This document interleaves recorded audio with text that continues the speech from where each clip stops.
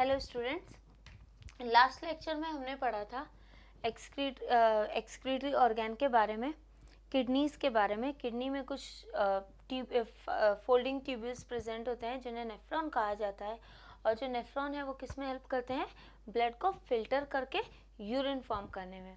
Right, अब जब urine form हो जाता है तो वो यूरेटर के थ्रू यूरिनरी ब्लैडर में कलेक्ट हो जाता है, और जब यूरिनरी ब्लैडर कॉन्ट्रैक्ट होता है तो यूरिन यूरेथ्रा के थ्रू एक्सपेल हो जाता है ना।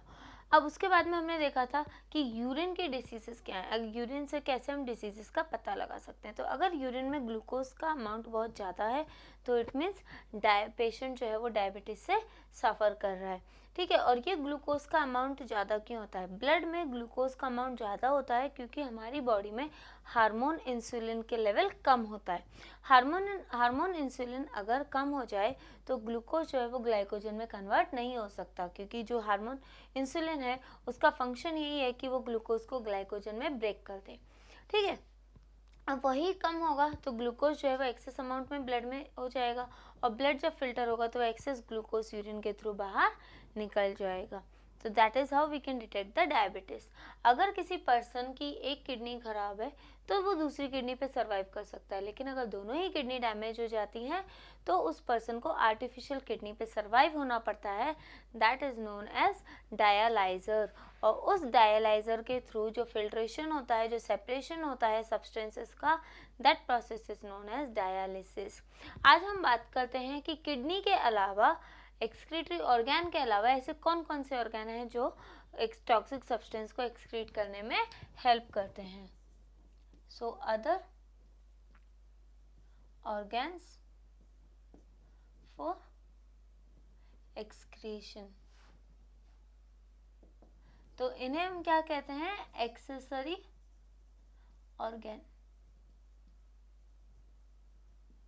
ठीक है, अब ये ऑर्गन्स कई सारे होते हैं। तो सबसे पहले हम बात करते हैं स्किन की।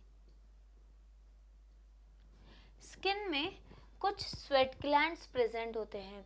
वो स्वेट ग्लैंड्स जो स्वेट प्रोड्यूस करते हैं। जब ब्लड हमारा फ्लो करता है पूरी बॉडी में तो उससे यूजुअली स्वेट में यूरिया, वाटर, सॉल्ट्स प्रेजेंट होते हैं। ठीक है, जब ब्लड हमारी कैपिलरीज में फ्लो करता है तो कैपिलरीज जो है वो स्किन के नीचे प्रेजेंट होती हैं। तो स्किन में कुछ टाइनी पोर्स होते हैं। वो कैपिलरीज जो है वो कहाँ पे ओपन होती हैं? कुछ टाइनी पोर्स में ओपन होती हैं, और उन टाइनी पोर्स को हम क्या कहते हैं? Sweat glands. और वो स्वेट ग्लैंड से क्या प्रोड्यूस होता है? ब्लड जो है वो फिल्टर हो जाता है, और जो वाटर, सॉल्ट, यूरिया है एक्सेस, वो स्वेट ग्लैंड्स के थ्रू बाहर स्वेट के फॉर्म में निकल जाता है। तो स्किन कंटेन स्वेट ग्लैंड्स विच excrete sweat, राइट। और स्वेट में क्या प्रेजेंट होता है? Water and salts and urea, जो कि हमारी बॉडी के लिए टॉक्सिक होते हैं, एक्सेस सब्सटेंसेस होते हैं। नेक्स्ट हम बात करते हैं स्वेटिंग की।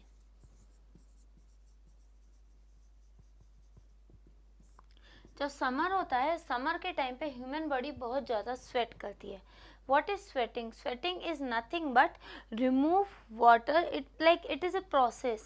Sweating जो है वो एक तरीके से तरीका है, एक मेथड है जिसमें वो excess amount of water, salts को बॉडी से रिमूव किया जाता है।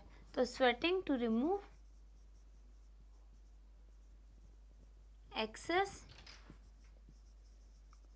Water and salts. ठीक है, तो जब बहुत ज़्यादा गर्मी होती है, जब समर टाइम में हमारी बॉडी स्वेट क्यों करती है? जब हमारी बॉडी के अंदर बहुत सारे हीट प्रोड्यूस होते हैं तो उस टाइम पे हम स्वेट करते हैं। और जो स्वेटिंग है वो एक तो water, excess salts and water को रिमूव करता है, उसके साथ साथ हमारे बॉडी टेम्परेचर को मेंटेन रखता है। मेंटेन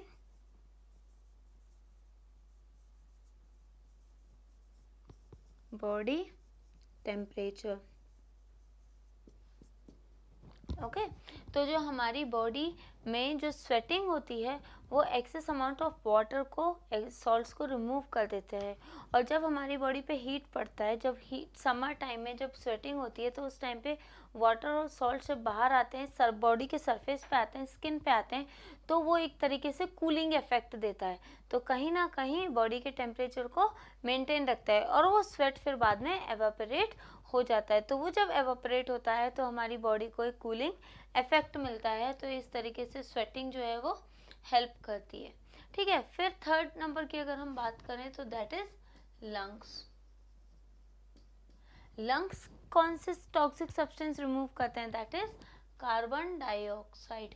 लंग्स में रेस्पिरेशन के टाइम पे आपने पढ़ा है कि जो कार्बन डाइऑक्साइड है वो हमारी बॉडी के लिए बहुत ही टॉक्सिक होती है और वो रिमूव किसके थ्रू होती है?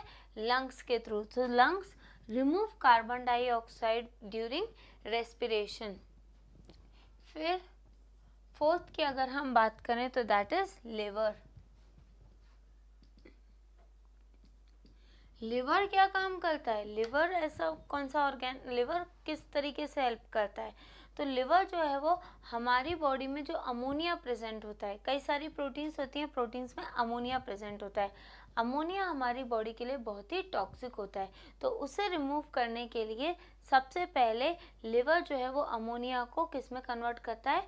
यूरिया में कन्वर्ट करता है, ताकि वो इजीली यूरिन के थ्रू एक्सक्रीट हो जाए। So liver convert toxic ammonia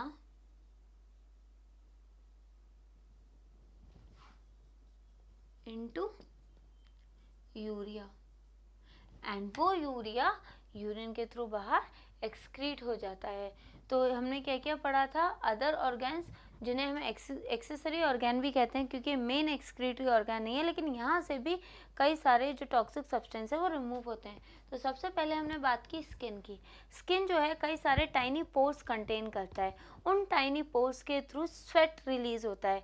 sweat में जो स्वेट किससे बना होता है? एक्सेस वाटर एंड सॉल्ट से। तो वो excess water, salts and urea जो है वो स्वेट के थ्रू स्किन से रिलीज हो जाते हैं, क्योंकि उस स्किन में स्वेट ग्लैंड्स होते हैं जो स्वेट को सेक्रीट करते हैं।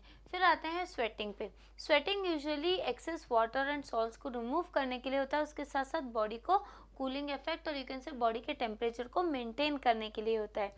तो जब भी हम समर में कहीं बाहर जाते हैं तो समर में हमारे बहुत ज़्यादा स्वेटिंग होती है।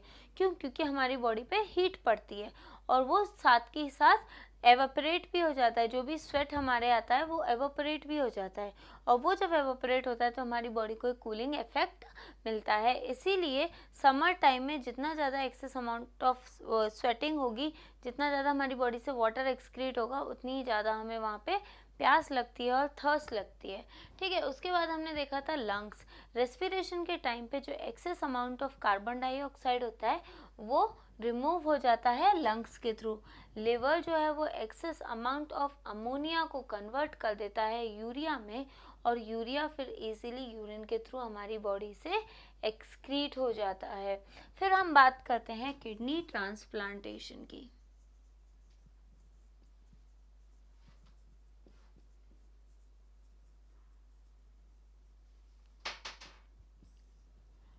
अब होता क्या है, जब दोनों किडनी डैमेज हो जाती हैं तो ऑब्वियसली पर्सन सरवाइव नहीं कर सकता। तो क्या वो ज़िंदगी भर डायलिसिस बैग पे तो नहीं रह सकता।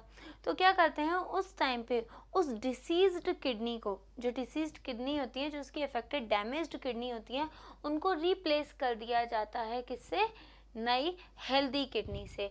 और कोई भी हेल्दी पर्सन अपनी एक किडनी डोनेट कर सकता है easily. So what is kidney transplantation? Replacement of deceased kidney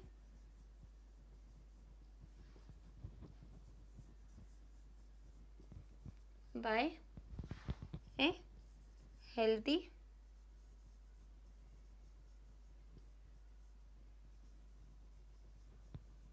kidney.